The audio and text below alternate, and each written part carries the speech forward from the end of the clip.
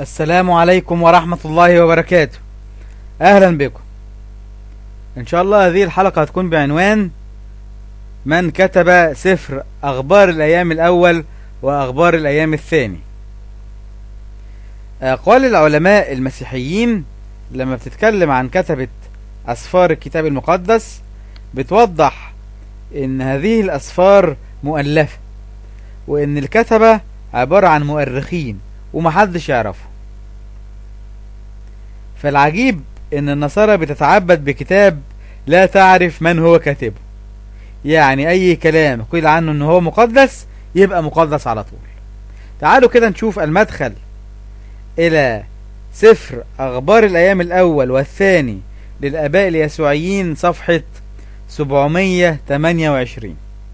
يقول النص: اذا كنا نجهل من هو كاتب سفري الأخبار.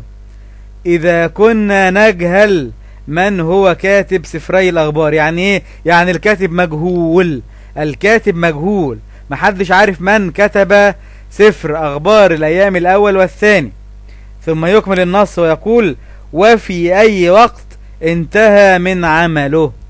يبقى النص بيقول محدش عارف من هو الكاتب، ومحدش عارف هو متى انتهى من هذا العمل. يعني من الاخر او خلاصة الكلام ان مفيش حد عارف اي حاجة عن سفر اخبار الايام الاول والثاني. كل اللي النصارى عارفاه ان هو كلام مقدس وبتتعبد بيه. ان شاء الله نكون وضحنا الامر. نستودعكم الله، والسلام عليكم ورحمة الله وبركاته.